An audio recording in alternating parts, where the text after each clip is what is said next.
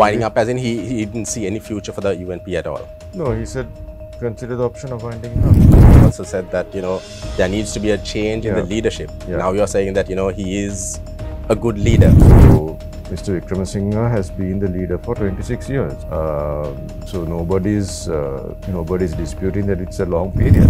Was he actually thinking as a leader, or was he thinking of himself? Leaders normally tend to be very selfish.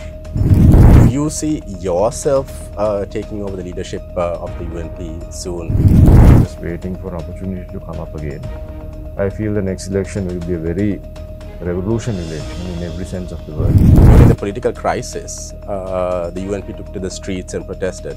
So protesting then is okay, but now taking to the streets and protesting and blocking traffic. UNP protested, but I think there were 2 or 3 protests in Colombo. I also went for them. Yeah. They were not destructive.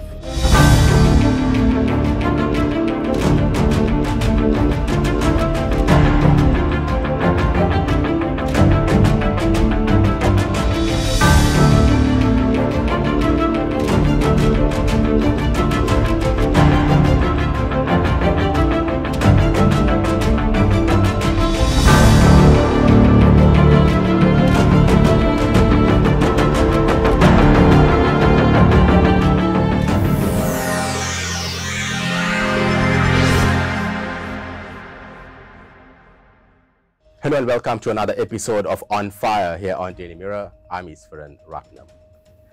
The future of the UNP continues to be a topic that is being discussed these days. Is the UNP alive? Is it dead? What's happening to its future? The leadership issue as well is something that a lot of people are speaking about.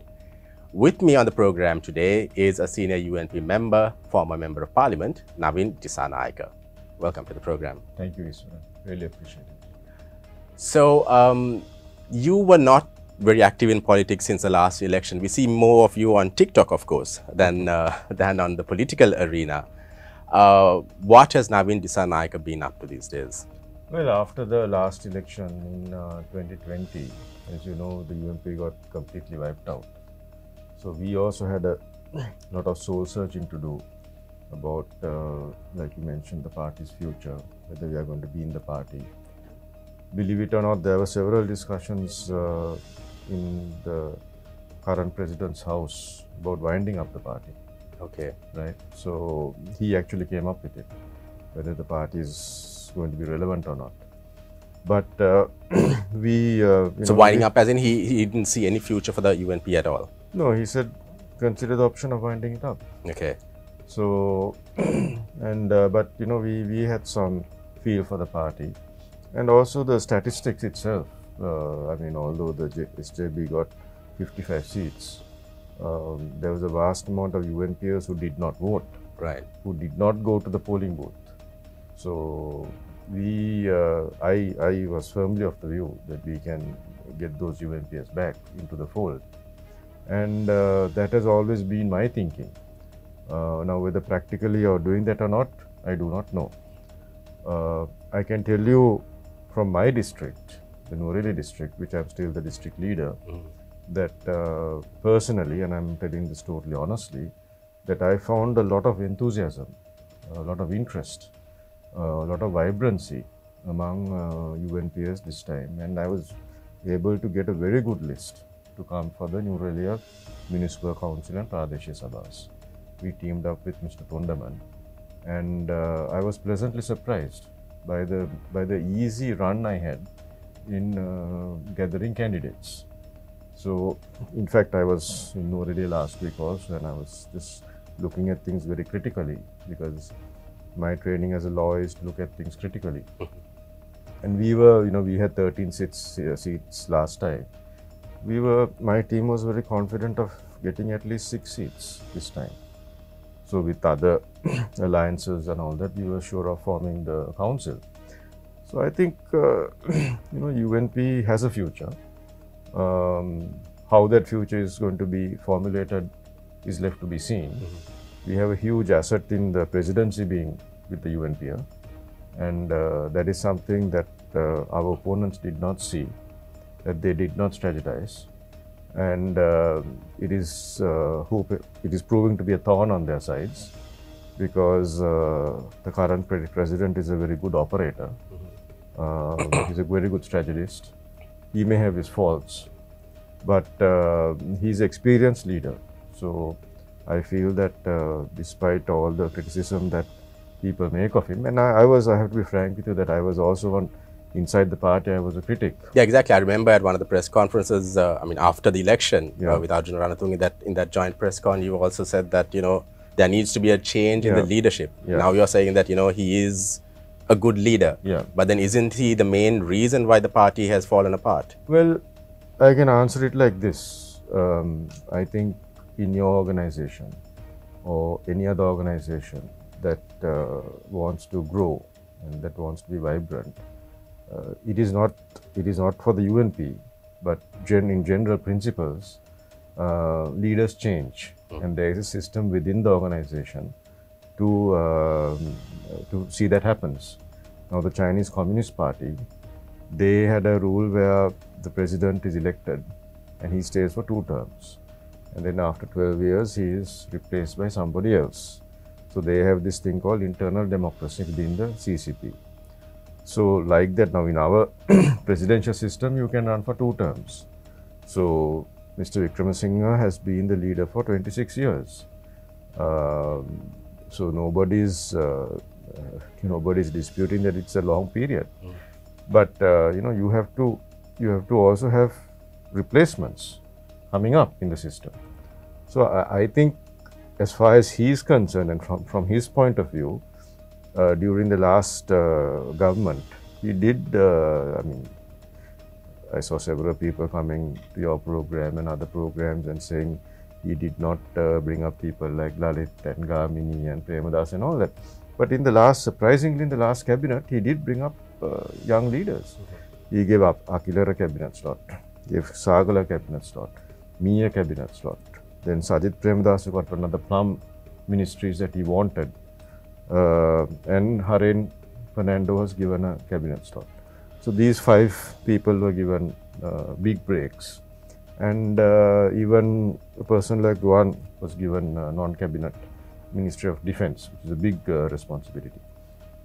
So I don't think that criticism is correct of him, and he has been systematically, after his leadership, people like Karu Jayasuriya were brought up by him. But it looked like he was strategically holding on to the party leadership, not giving that to anyone. I remember, correct me if I'm wrong, but even you wanted to take on the leadership role as well, right?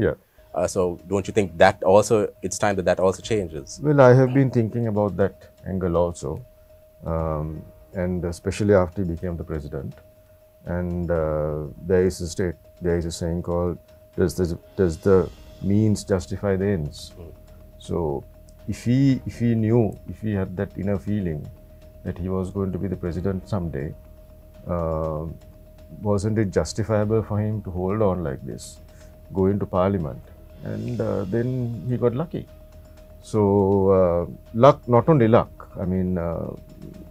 you can say there are so many angles and deals and all that.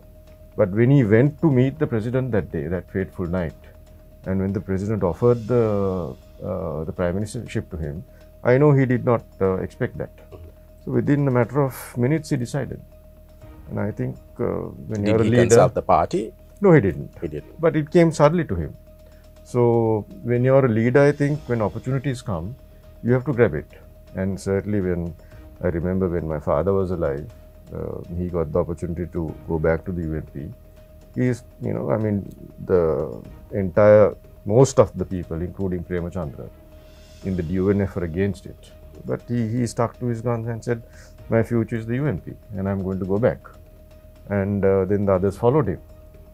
So I think when you're a leader and you aspire to be a leader, those are tough calls you have to make. And that night, when he was offered the PMship, I think within a matter of minutes, he did not even lay conditions. He said, I'm going to do it, provided I want the finance ministry and certain other things. I must have free hand on defense also.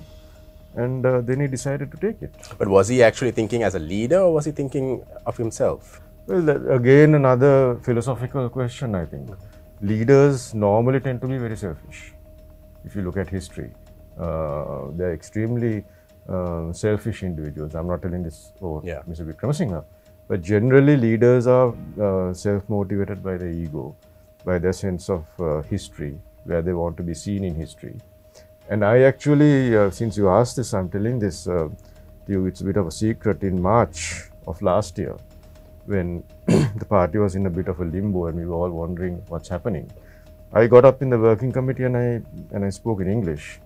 And I said, look, where are we going? And there must be a sense of purpose, there must be a sense of destiny.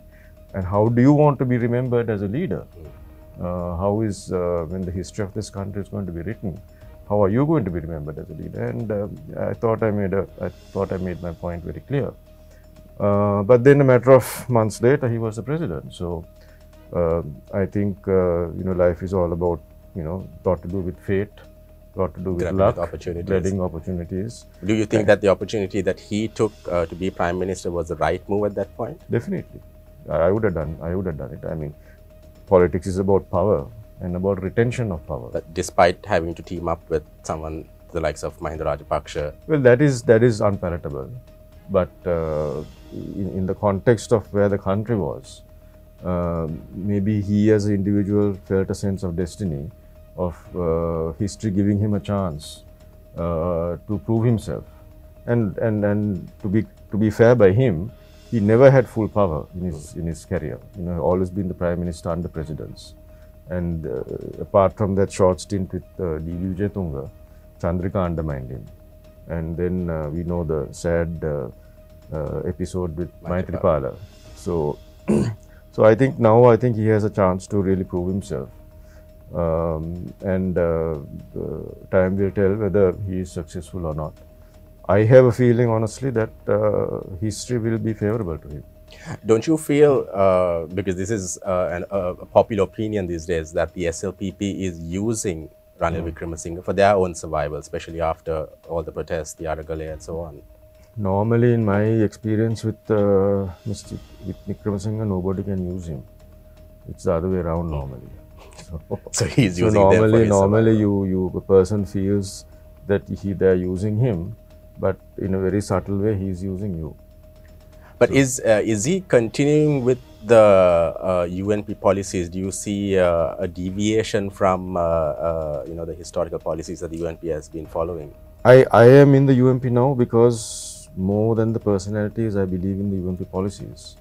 And I mean, if you look at modern day Sri Lanka, whatever we have achieved, I think it's mainly because of the UNP, whether it's the free education, whether it's the open economy, whether it's entrepreneurship, whether it's the Mahaveli, Gamudava, the infrastructure development, the telecom industry, even in your field, journalism, the liberalization of journalism, the criminal code being taken out of journalism. Ranil Wickramasinghe did that. So I think in that sense, the foundation of Sri Lanka has been laid by the UNP. And this is what I tell my SJB friends also. You're seen as appendage of the UNP, right? And that's a branding problem they have. And because the free market thinking is very much ingrained in our culture, UNP culture. Whereas the SJB is seen as a group of individuals. So this is the same problem my father had and Lalit had when they left the UNP. But because they were so big figures, they were large figures, and they were intellectually capable people, they had a following. But now it is more than the positives. People have their anger with Ranil Wickramasinghe, and that is what the SJB is about. Anger. It's about taking revenge. So in my thinking, I mean, as a young man, when I got into politics, when I was 28, 29, 30, I was a member of parliament. I was also feeling like that because I felt that he was not giving the place that I was due in the party. But that was the feelings of a very young man who was very raw. And I mean, if you look at the cabinet, the deputy ministers in the 2002 government, I was a deputy minister. Sagar was a deputy minister. Sajit was a deputy minister. So all three of us are still, in whatever circumstances, we are still in the field. And we have come up in life.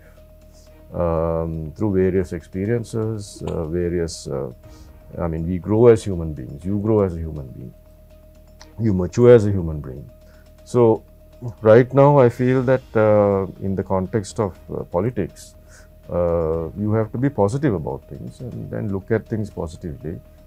We have been ingrained in this culture of negative thinking all the time. We put, throw stones at people, we are jealous of people. Instead of that, I think, you have to embrace the beauty of Sri Lanka, understand that we are in a difficult situation. And honestly, fundamentally, I believe that the current president is the best option to get us out of this very sad situation, which he did not create. Mind you, after Ravi departed the finance ministry, he gave the finance ministry to Mangala. And Mangala, I mean, we never thought that he would be a good finance minister. But he got those people around him, and when he left a positive, not a deficit, a positive balance of payment in the budget. So that was what the UMP is about financial management. So I think you have to give Ranil Wickremesinghe that opportunity to do that. In our conversation, or in my conversations with some of the SJB members, they keep saying that they still have the green blood in themselves, that they want to go, or not go back to the UNP, but they want to unite with the UNP, minus, of course, Ranil Wickremesinghe. Yeah. Do you see that happening in the immediate future? Well, I mean, I think it's very unfair for them to say that. Most of them have got their breaks from Ranil Wickremesinghe. I mean, all of them really. If you look at all the key characters, Ranil Wickremesinghe has looked after them. So minus now, anyway, that minus thing is less now because he's the president. I mean, earlier you could say that, but now you can't.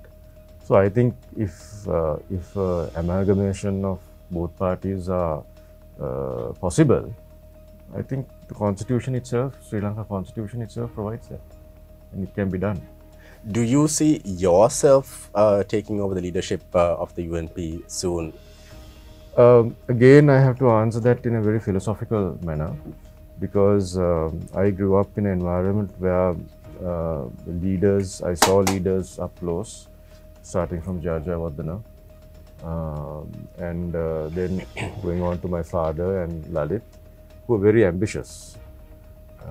They wanted leadership, whether it was the prime ministership or the UMP leadership. I saw that up close and personal.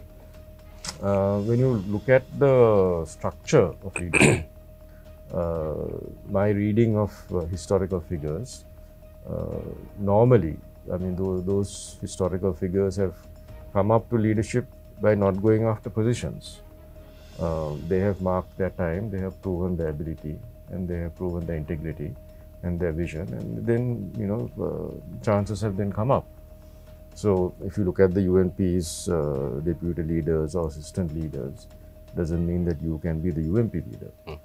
Conversely, by having that slot, it gives you a bit of a leverage to come up to the leadership position. But I believe that the opportunities that have been given to me by the UNP, and on several other occasions as well, I have come up the ladder in 20 years of politics, and I'm marking time, and I'm just waiting for an opportunity to come up again. I feel the next election will be a very revolutionary election in every sense of the word. I think the traditional style of politics has really changed.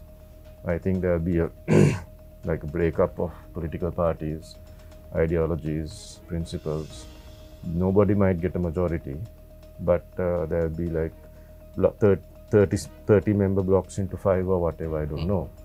So in that context, I feel a broader UNP alliance can potentially come up with about 40 to 50 seats, and I would certainly like to be in that alliance. So you would also, so you're looking at coming back into parliament, Yes, contesting yes. and coming back into parliament. See, this revolutionary idea that, for example, the JVP is propounding, cannot work, because we have a parliamentary democracy, and you can't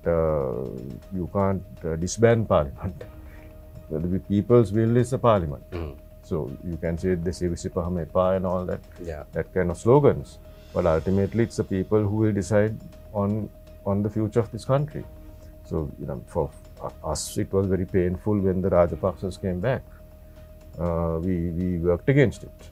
And, when we saw our whole efforts were being undermined by society and by the media networks. I don't want to mention the media networks, but you know what happened. Yeah. 69 lakhs is not a small number. You have to understand that was the people's will. So you can't be bitter about it, you can't be angry about it. At that particular moment of time, people felt for whatever reason that Gota was better. And then the whole thing collapsed. So nobody expected it to collapse like this. Nobody. I mean, you would never expect Rajapaksa presidency to collapse in a matter of 2 years. But it has. So now, with the current financial crisis, President Wickremesinghe, without his team, he's a single man, without his team, he has to strategize on how to salvage the country. But wouldn't UNP, hardcore UNPs, feel that the party has betrayed them by aligning with the Rajapakshas, despite the whole, the need to address the current crisis in the country and so on? The fact that, they worked against the Rajapakshas, they didn't want the Rajapakshas to be in office, and now President Wickremesinghe seems to be, some say protecting them and keeping them in power. Well, the idea of protecting them, I mean, he is dependent on the parliamentary 134 seats. No denying that. You can't deny that. So if he is to survive, if he is to move forward, he can't. The room for maneuver is very limited. But certainly he can bring forth his management style, his leadership style, which he has done. I think there's a new alignment of political forces that are happening. People say that the alliance vote per vote has completely collapsed. I don't buy that. I think that their vote may have come by about 30%, 40% down, but their 60% is still there. And 60%'s best option is Ranil Wickremesinghe. They are also human beings. They are also Sri Lankans. They may have their faults. They are living, breathing Sri Lankans like you and me. They are also, a larger percentage of them want to live a good life in our country. And my grandfather, Navin Dissanayake, he was a Silapian. And he was the first MP for Nuwara in 1956 government. There's nothing wrong with that. And, so what is, my father left the UNP, came back as the deputy leader, presidential candidate. So those things happen. My thinking on that is that if the 60% of the vote to a vote, and I think we can get about 20% of the UNP vote easily, maybe even more than that. We have a fighting chance in the presidential election. That's my thinking. You don't see a shift of support moving more towards the NPP now. That's what even some in the SJB also feel, that there is a shift in the entire wave. It's going towards the NPP. With the greatest of respect for the SJB, no, I'm not saying this because it's convenient for me. I say this as somewhat of a political strategist and who has been in the game for a long time, since I was 18 years old. Why is the NPP getting that leverage now? Because the SJB has failed. SJB is not having any traction. I don't know why. I can't give reasons for that. So I feel there's a lot of soul searching that the SJB has to do. There is a shift to the NPP, I accept that. But look, I mean, if they think they can get 50.1, it's illusion. Let's say a fourfold increase in their vote, which will bring them to 20%. So, I mean, that's what I'm going to say. And of course, then there are other forces like Kumar Gunaratnam's group, right? We don't know what Sarath Fonseca will do. So many imponderables before the next general election or presidential election. Certainly interesting times. People are finding it very difficult. The cost of living is tremendous. People are suffering. So it's not going to be easy for the government or us or Mr. Wickremesinghe. I am only in this because of Mr. Wickremesinghe. I theoretically I am against joining with the Rajapaksas. I don't see myself joining with them. Right. Right. Personally, I don't. I have nothing to do with them. So if you are given some sort of role where you have to work with Rajapakshas even, you will not accept it. It's like this. If anything flowing from the president, right? For example, the position of the governor is flowing from him. It's his representative. Right. Then I will accept it.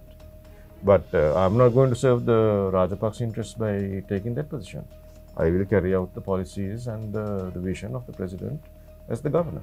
For example, I'm saying. Yeah. So that's my line on that, and I have faith in Mr. Wickramasinghe's ability to steer this country out of this great morass that we are in now. Mr. Wickramasinghe, when he was Prime Minister, this was in 2015, and even before that, he took a very strong stand on human rights, on accountability issues. Now he seems to be backtracking on that. What is your take on it? Those weaknesses that we saw in him at the current moment can be his strengths. For example, I and a lot of my colleagues in the UMP feel that he is inflexible, but that quality may be good for him now, because when you're going into a tough negotiation round and when things have to be done, then you have to stick to your guns and do it. He has always been a Democrat as far as I'm concerned. He has had, even within the party, he has had secret votes for the leadership of the party. But if you talk about protest, Lee Kuan Yew said that he said that it's not law and order. He said order and law. It has to be order first and then law. So I believe in that. I don't think protests are there for people. It's their democratic right. But the greater good does not want protests to impede their lives. When you have protest on the street and you have 5-6 hour roadblocks, that is actually bad for the country. So you can protest as much as you want in the ground, in the public ground. There are so many grounds here in Sri Lanka, in Colombo. Please protest in those grounds, and your democratic rights are not undermined. Your voting rights are not undermined. Nobody said a word. The last provincial council elections were in 2012, 2014. Now not held for about 8 years. Nobody has said a word. JP But then during the political crisis, the UNP took to the streets and protested. So protesting then is okay, but now taking to the streets and protesting and blocking traffic is You mean during the Aragale time? Not during the Aragale, during the 2018 crisis. When Mahinda Rajapaksha, when Maithripala Sirisena, deprived Wickramasinghe of his prime minister that was post. a blatant grab of power, which the Supreme Court has also said that that was a completely undemocratic move. We UMP protested, but I think there were 2 or 3 protests in Colombo. I also went for them. Yeah. They were not destructive. You did not see the frontline socialist attitude of burning things and all this coming into play. We can sit and argue for hours and hours about protest. But isn't Wickramasinghe also, again, this is what some people feel, that he is also taking revenge on those who were involved in the Aragale for setting fire to his house. And that's why he's determined to crack down on protests there. Otherwise, he probably would have let them continue. I cannot answer that, Easwaran, because it was not my house that was burnt. So I know that I've been to the south so many times and had discussions with him in the south so many times. It was not a grandiose or a palatial house. It was a very simple house. But of course, as a man who has lived in that house for 60 years, you do have attachments. Yeah. You can't say you're devoid of feelings. Yeah. But in terms of cracking down on protest, I think the police has to be given those powers to ensure stability. Now, on the other hand, people who are close to Gotabaya tell me, look, I mean, we are surprised that this did not happen during Gotabaya's time, because that is something that we advised him, and he was undermined from within. I'm sure you heard of that as well. Yeah. But I think President Wickramasinghe is determined to work within the law within the rule of law and ensure that there is stability in the country. But will he, or let's say if you get a bigger role in governance, would you ensure justice for some of the crimes that took place when Rajapaksa was in office? Lasantha's murder, of course, is one. Of course. Definitely, I think Lasantha's murder is a black mark in the history of Sri Lanka. So many other journalists were attacked. Nothing has happened. Investigations went ahead. I know personally because one of my close relations were involved in those investigations. And he went up to a certain point, but he couldn't go beyond that. So I think when you murder somebody, I mean, nature itself looks after you. I mean, I think even Richard D'Souza's killing was tantamount to a crime of unimaginable, horrendous atrocity. So like that, things have happened in Sri Lanka. We say we are a Buddhist country, but largest amount of blood that has been spilled in 3 youth revolutions. Still a lot of anger and rancor going on. So I think we also as a country has to mature now, and we have to really go beyond this phase we have to grow as a nation. And it's difficult, I think, when you have economic crisis going on. I mean, I can think of the 1937 depression, what kind of anger that caused, and a lot of revolutions that happened. Hitler himself came to power because of the economic crisis that Germany was going, and then he used the will of the people for his own machinations. So I think we are in for a very interesting and tough time. What's your relationship like with Mayantha? I mean, he being the SJB, you being the UNP, your brother. Do you see the chances of either him coming onto this side? Obviously, you're not going to go to the SJB, but do you see that, do you think that you all can work together? Well, I think at the end of the day, I mean, we have a very good brotherly relationship. I don't think politics should impede on that. It's his calling, it's his destiny, it's his hard work, where he wants to be. Did you try to stop him? From going with the SJB? Actually, I didn't know he was going with the SJB. Okay. It was a very surprise thing for me as well. But I mean, that's the calling he made, and I think at that particular moment of time, maybe he was right, because Sajid obviously gave him a nationalist slot, and he's in Parliament. I'm not in Parliament. But now look, I mean, if you look at the context of the present moment, everybody is saying this year so I'm in that sense, I'm happy that I'm not in Parliament, and it was a time for reflection for me of growth and understanding the situation as it is, and then trying to position myself in the UNP. A lot of people I will be frank with you, they say that, they tell me, look, they say, Machang, UNP eකට අනාගතයක් නැහැ. And I am struck by that a lot. But I have this funny feeling that things are not as bleak as people make it out to be. And I have a funny feeling that a lot of people don't like him, but maybe he will have the last laugh, I don't know. But what I can tell you is that I think all Sri Lankans should, at least for 6-7 months, try and get together and work together to get this country out of this mess, and then we can go for election, general election or a presidential, and then decide on who we want in Parliament and who we want as a president. But because we're all in this together, right? We all have the same problems, the same economic issues that are affecting the middle class is now affecting the upper middle class. So it cuts across borders and race and religion and everything. So I think it's time that people get together and work instead of trying to undermine and trying to destroy things. We'll have to leave it at that. Thank you so much for taking time and for being on the program. Much. Really appreciate it. Thank you. And that's all the time we have for you for On Fire for this week. Till next time, stay safe.